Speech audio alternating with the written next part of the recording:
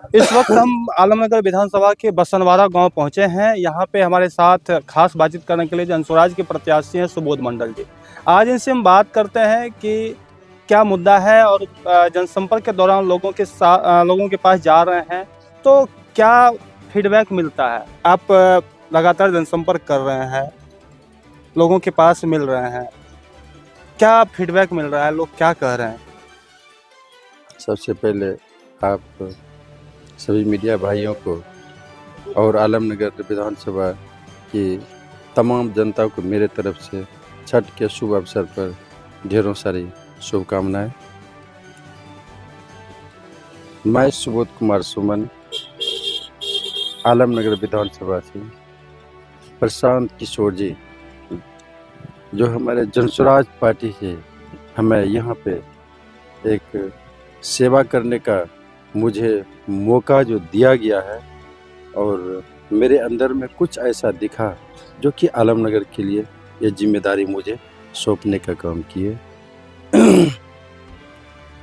मैं सबसे पहले अपने आलमनगर के शिक्षा और भ्रष्टाचार की ओर अगर देखा जाए तो हमारे यहाँ शिक्षा का इतना आलम बिगड़ा हुआ है कि हम लोग अपने बच्चे को सही तरीके से शिक्षा तो देना चाहते हैं, लेकिन शिक्षा देने के बावजूद भी हमारा वैसा माहौल नहीं ढल पाता है, जिस वजह से मेरा अच्छा बच्चा भी उस माहौल में जाने के बाद वो गलत माहौल में अपने आप को ढालने का काम कर रहा है।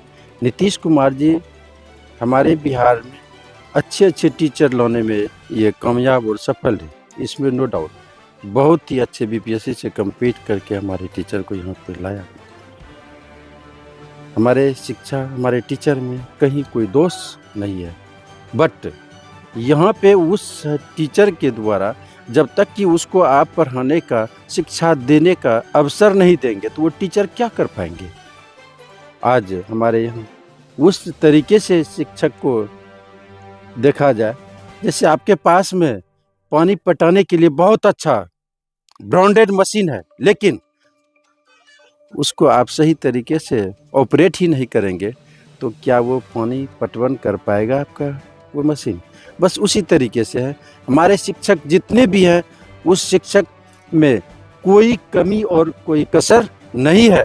उनको शिक्षा बच्चे को देने का अवसर जब तक नहीं मिलता है तब तक वो शिक्षक अपने पास में जो कला है, अपने पास में जो गुण है, अपने पास में जो शिक्षा देने की क्षमता उनके पास में है, यह वेस्टेज होता है। और बस सिर्फ इसको अगर बच्चे को सही शिक्षा देने के लिए स्वतंत्र छोड़ दिया जाए, कौन कहता है कि मेरा बिहार फिर से उसी तरीके से शिक्षा के मामले में तहारेगा। जैसे कहते हैं शिक्षा उस शेरनी के दूध के बराबर है, जो जितना पिएगा उतना ज्यादा दहाड़ेगा, लेकिन वो दूध पीने का अवसर मिलेगा तब तो। दूध रखा हुआ है और दूध के बजाय आप दूसरा सब चीज दीजिएगा पीने के लिए तो बच्चा मेरा तो यूं उसी तरीके से मेरा बर्बाद होगा। जैसे एक रेस में एक घोड़ा को चना बूट खिलाया जाता है और दूसरे घोड़ा को सूखा हुआ घास खिलाने के लिए खिला के दोनों को साथ में जब रेस में उसको देगा, कौन सा घोड़ा जीतेगा? बूट खाया हुआ जीतेगा या फिर वो सूखा हुआ घास खाया हुआ जीतेगा? उसी प्रकार हमारे बच्चा के साथ में है। कुछ गार्जियन है अपने बच्चे को अच्छे शिक्षा के लिए अच्छे अच्छे स्कूल में पढ़ाते हैं, लेकिन मिडिल मैन का बच्चा हमारे यहाँ वो वैसे स्कूल में अपने बच्चा को पढ़ाने के लिए मजबूर होते हैं जहाँ का शिक्षा नाम का कोई चीज़ बचा हुआ ही नहीं है। टीचर पढ़ाएंगे, उनको पढ़ाने का मौका देंगे तब तो वो पढ़ा पाएंगे। इसके लिए आप यदि चुनाव लड़ रहे हैं, चुनाव जीतते हैं, आपकी सरकार व्यवस्था बनती है बिहार में, तो इसके लिए आपकी पार्टी क्या करेगी, आपकी सरकार क्या करेगी? मेरी पार्टी सबसे पहले शिक्षा पे विशेष फोकस किया जाएगा और जो हमारे शिक्षक हैं उस शिक्षक में कोई कमी नहीं है, उसको पढ़ाने के लिए, बच्चों को शिक्षा देने के लिए बिल्कुल उसको स्वतंत्र छोड़ दिया जाएगा। शिक्षा देने के अलावा कोई खिचड़ी ये वो दिस दैट ये सब नहीं, उसको बच्चा को पढ़ाने के अलावा दूसरा कोई वर्क नहीं दिया जाए। शिक्षा के अलावा और क्या क्या रोड मैप है आपके पार्टी की, जैसे कृषि है या और क्या है? देखिए कृषि आज हमारे किसान जब भी खेती करते हैं तो डर डर के खेती करते हैं।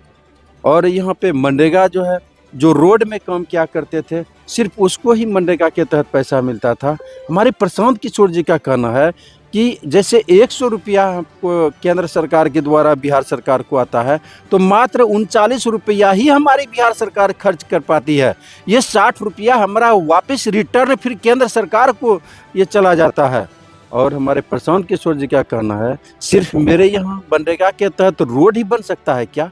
ढेरों सारे हमारे किसान भाई और बहन वो अपना खेती करेंगे और उन्नत किस्म का खेती करेंगे, नकदी फसल खेती करेंगे, जो कि डेली उसके घर में पैसा आएगा और 2500 रुपया महीना उसको मनरेगा के तहत प्रत्येक किसान को मुफ्त में दिया जाएगा। उसके अंदर में कोई डर भय संशय नहीं रहेगा कि खेती कर रहे हैं, फसल लगा रहे हैं, मेरा मजदूर भी लगा और मेरा पैसा बर्बाद हो गया।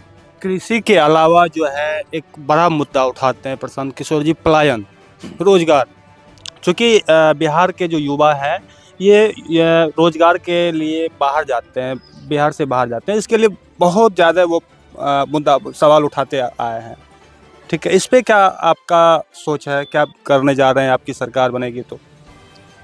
देखिए, पलायन ये हमारे बिहार का जो है एक उस तरीके से लोगों के अंदर में एक समझा जाए कि जहर घोलने का काम किया जा रहा है कि जब शिक्षा मिला, जब लोग पढ़ने के लिए स्कूल में जाते हैं, हमारे स्कूल में खिचड़ी फ्री और कॉलेज में डिग्री फ्री, ये शिक्षा किसी भी काम का नहीं है। और जब देखते हैं ये शिक्षा किसी काम में आने वाला नहीं है, ना तो गार्जियन भी अपने बच्चा को बोलते हैं बेटा तुम पढ़ो। आज से 20 साल पहले हमारे यहाँ के गार्जियन बोलते थे भोर में बेटा उठो उठो उठो, तुमको पढ़ने के लिए जगना है। ये भी ना तो बच्चा उठता है, ना तो उनके गार्जियन बोलते, इसलिए शिक्षा का महत्व ही खत्म हो चुका है। और शिक्षा का मतलब ये नहीं कि हमको नौकरी लग जाएगा। जब वो शिक्षित होगा तो अपने यहाँ कोई भी रोजगार, कोई भी बिजनेस, कोई भी कारोबार करेंगे। हमारे प्रशांत सर जी ये 5 लाख रुपया उन महिलाओं को लोन देने का काम करेंगे जो यहाँ पे रोजी रोजगार के लिए दिल्ली पंजाब लोग जाते थे। दिल्ली पंजाब नहीं जाना पड़ेगा, यहाँ की महिलाओं को 5 लाख रुपया लोन देंगे। जब महिला को 5 लाख रुपया लोन मिलेगा तो पुरुष उसका यहाँ से काम करने के लिए, अपना हड्डी गलाने के लिए दूसरे राज्य में जाएगा, अपने घर में रह के कोई रोजी रोजगार करेंगे और यहाँ से 10-12 हज़ार, 30,000, 50,000 कमाने का काम करेंगे। लोग यहाँ पे जब खुशहाल रहेंगे तो क्यों जाएगा दूसरे यहाँ काम करने के लिए। जैसे हमारे तेजस्वी यादव बोलते हैं कि हमारा बिहारी जब तक कि दूसरा राज्य नहीं जाएगा तब तक कि वहाँ का फैक्ट्री नहीं चल सकती है। लेकिन तेजस्वी यादव तो कह रहे हैं कि हर घर में नौकरी देंगे, इसको कैसे देखते हैं आप? सबसे पहले तेजस्वी यादव जो है ना, ये काउंटिंग करके नहीं देखे हर घर को नौकरी जो देंगे और नौकरी कहाँ पे देंगे और उसका सैलरी वो कहाँ से देंगे, ये तेजस्वी यादव को खुद पता नहीं है। तो इससे पहले देखें कि कुछ दिन पहले जो वर्तमान सरकार है वो हर महिलाओं के अकाउंट में जीविका के माध्यम से 10-10 हज़ार रुपये दिए हैं।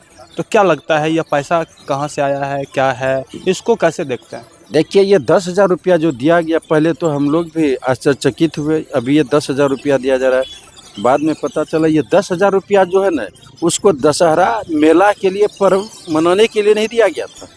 वो 10,000 रुपया उसको कारोबार, व्यापार, बिजनेस करने के लिए दिया गया था।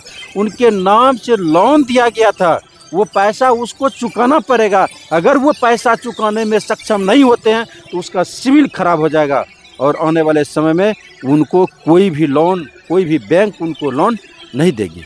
ये सरकार का ये कोई नियम है कि ऐसे आपको किसी को 10,000 रुपया दे दे, ऐसा नियम। लेकिन लोगों को बेवकूफ़ बनाने के लिए ये 10,000 रुपया दिया गया था। ये जो अपने देश के प्रधानमंत्री है, भारत के प्रधानमंत्री मोदी जी हैं, वो कल समस्तीपुर आए थे। उस दौरान उन्होंने एक बहुत ही ये हास्यास्पद बात कही कि जो भी मोबाइल है, जिनके पास मोबाइल है, वो अपने लाइट को जलाएं। और लाइट जलाने के बाद वो कहते हैं जब इतने सारे लाइट हैं तो फिर लालटेन की क्या ज़रूरत है। इसको आप कैसे देखते हैं? देखिए, मोदी जी वो अपने हिसाब से, अपने तर्ज पे बोले कि यह जब मोबाइल की रोशनी है ही तो फिर लालटेन की क्या ज़रूरत है। हम आपसे जानना चाहेंगे, हम तमाम लोगों से ये जानना चाहेंगे ये लालटेन वाला काम या बल्ब वाला काम क्या ये मोबाइल कर सकता है?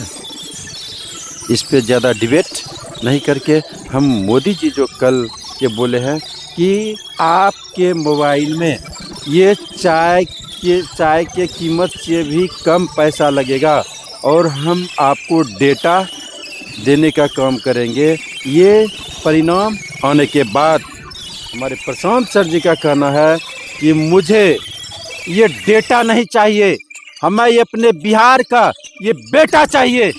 जो मेरा बेटा, बिहार का बेटा, ये गुजरात में है, ये दिल्ली में है, मुंबई में है, चंद पैसों के लिए ये अपने बूढ़े माँ बाप को छोड़ के, अपने पत्नी को छोड़ के, अपने बच्चे के भविष्य को ताक पे रख के वो सिर्फ पेट चलाने के लिए अपने बिहार से बाहर में वो काम करने के लिए जाते हैं। ये हमारे बिहार की एक एक माँ को और हमारे उनके पत्नी को और उनके बच्चे को, यानी कि माता पिता को उनका बेटा चाहिए, पति को उनका पति चाहिए, बच्चा को पिता चाहिए। ये डेटा नहीं चाहिए, बिहार की धरती को बेटा चाहिए। अभी आप विभिन्न क्षेत्र में दौरा कर रहे हैं अपने विधानसभा में, क्या स्थिति लग रहा है, क्या चुनौती लग रहा है आपके लिए, कितना चुनौती है यहाँ पे? मुझे नहीं लगता चुनौती, यहाँ पे हमसे ज़्यादा उत्साहित हमारे आलमनगर विधानसभा की जनता को हम देख रहे हैं, जिनसे हम मिल नहीं पाते हैं। वो फ़ोन पे बोलते हैं मुखिया जी आप मेरे घर होके गुजरे थे, हम इसलिए नहीं रोकते तो आपका समय बर्बाद हो जाता। 7,000 से लेके 10,000 के बीच लोग बाहर से वोट गिराने के लिए आपने आलमनगर में, मेरे आलमनगर की बात करते हैं।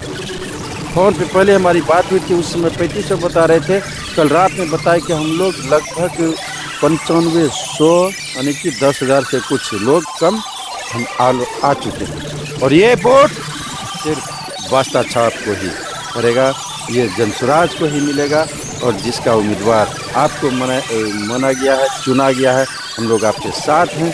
आप लोग एकदम डट के लगे रहिए और बिहार तो बदलेगा ही। मेरे तरफ से है, मैं आलमनगर विधानसभा को पूरे बिहार में नंबर 1 देखना चाहता हूं, इसलिए मुझे आप लोगों का दुआ और आशीर्वाद, जितने भी हमारे छठ हमारी माताएं और बहनों जो कर रहे हैं, हम आप लोगों से भी अपने तरफ से गुजारिश करना चाहेंगे कि आलमनगर विधानसभा के लिए भी आप लोग मेरे तरफ से दुआ आशीर्वाद मांगें कि ये मेरा विधानसभा बिल्कुल खुशहाल हर चीज़ से हो सके। बहुत